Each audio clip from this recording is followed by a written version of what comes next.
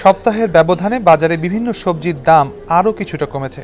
পাশাপাশি কাঁচামরিচের দামও কমেছে কেজিতে 50 থেকে 60 টাকা। গত সপ্তাহে তো অনেক ছিল, অনেক দেশের পরিস্থিতি খারাপ ছিল, সরবরাহ ছিল না, তো দেশের এই জন্য একটু বেশিই ছিল দাম।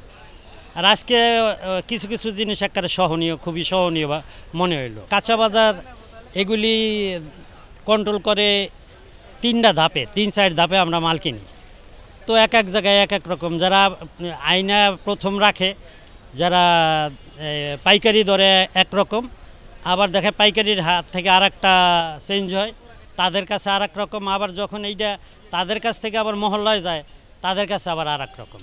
তা হাত বদলে একটা জিনিসের দাম প্রায় 40 টাকা থেকে 50 টাকা বের হয়। কমই মনে হইতেছে, কিন্তু বাইরের বাজারগুলোতে অনেক বেশি দাম, সেই তুলনায় কারণ বাজার অনেক সস্তা। আমি যেমন ধরেন, আমি যে আসার পথে এই যে বরবটির দাম জিজ্ঞেস করলাম 120 টাকা কেজি, হ্যাঁ, কিন্তু এখন আমি আইসা কিনলাম 40 টাকা কেজি। এদিকে বৃষ্টির কারণে বাজারে ক্রেতার সংখ্যা ছিল কম। যারা প্রয়োজনে বাজারে এসেছেন তারাও বৃষ্টিতে বিপাকে পড়েছেন। আজকে সব দাম, সবজির দামই অনেক বেশি নিয়েছে, 30 টাকা 40 টাকার উপরে পড়তেছে। তাহলে এটার জন্য আমাদের সাধারণ মানুষেরা অনেক কষ্ট। আমাদের আসলে বর্তমান বাজারের যে কন্ডিশন, এই কন্ডিশনে আসলে আমরা মধ্যবিত্ত ফ্যামিলিতে যারা আছি সবার জন্যই কষ্টকর।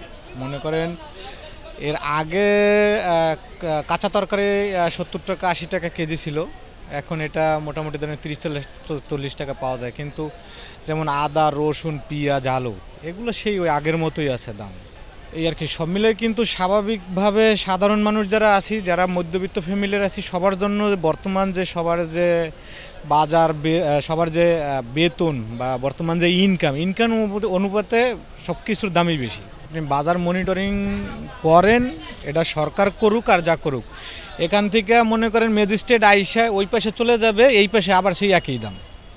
এই পাশে ঘুরে ওই পাশে যাবে, ম্যাজিস্ট্রেটের সামনে বসে মাল বিক্রি করবে না, যদি সেটা 40 টাকা বলে সেটাও সম্ভব না। যদি ম্যাজিস্ট্রেট ঘুরে ওই পাশে চলে যায়, সেই আগের সেই একই দাম। এই আমাদের দেশে এই জায়গাটা সম্ভব না। ভাই কি বলবো, বাজারের দাম তো চড়া চলতে আছে, কিন্তু আন্দোলনের জন্য কোনো জায়গায় বাইরেতে পারতে আসি না। মানুষ না খায় অসহায় কিছু কিছু মানুষ আছে। এখন এইসব মানুষের জন্য সরকার যদি ব্যবস্থা নিতে তাহলে ভালো হইতে। ব্যবসায়ীরা বলছেন, গত মাসের মাঝখানে কোটা সংস্কার আন্দোলনকে কেন্দ্র করে সহিংসতা ও পরবর্তী কারফিউয়ের কারণে পরিবহন সমস্যায় রাজধানীসহ দেশের বিভিন্ন স্থানে পণ্য সরবরাহে বিঘ্নের ঘটনায় দাম বেড়ে যায়। তবে গত কয়েকদিন কারফিউ শিথিল করায় পণ্য সরবরাহ বাড়ায়, সবজিসহ বিভিন্ন পণ্যের দাম কমে আসছে। বেচাকেনা কম, মালও আসে, যে মাল ব্যবসায়ীরা বেচতে পারে না, মালের দাম একটু কমে। এখন বর্তমানে বাজারে কোনো লোকজন নাই, এজন্য বেচাকেনা নাই, মালের দাম কম। হ্যাঁ, আগের তুলনাতে একটু কমে এখন বর্তমানে, ঠিক আছে। লাউয়েরটা বেচা লাগছে আগে মনে করেন 60-70 টাকা, এখন বেচা যায় 40-50 টাকা বেচা যায়, ঠিক আছে। এখন এক পিস লাউয়ের 20 টাকা 15 টাকা কমছে। গত সপ্তাহের তুলনামূলক এই সপ্তাহে শুধু কমছে কি, যে 10 টাকা 15 টাকা কমছে। দেখা যায় যে আপনার বৃষ্টি বাদল ছিল কিন্তু মানে কাস্টমারও কম, ক্ষেত্রেও কম, মালও আসছে, মালটুকু যায় আসছে, মাল আমরা বেচতে পারতেছে না। আপনার পটল 40 থেকে 45 টাকা কেজি, ভিন্ডি আছে 50 টাকা কেজি, ঝিঙ্গা 50 টাকা, বেগুন 50 থেকে 60 টাকা কেজি। 2-3টা দাম বেশি ছিল, টমেটো, শসা, গাজর। ইন্ডিয়ান টমেটো 180 টাকা কেজি, গাজর আছে 170 টাকা কেজি, দেশি গাজর 100 টাকা কেজি, 120 টাকা কেজি।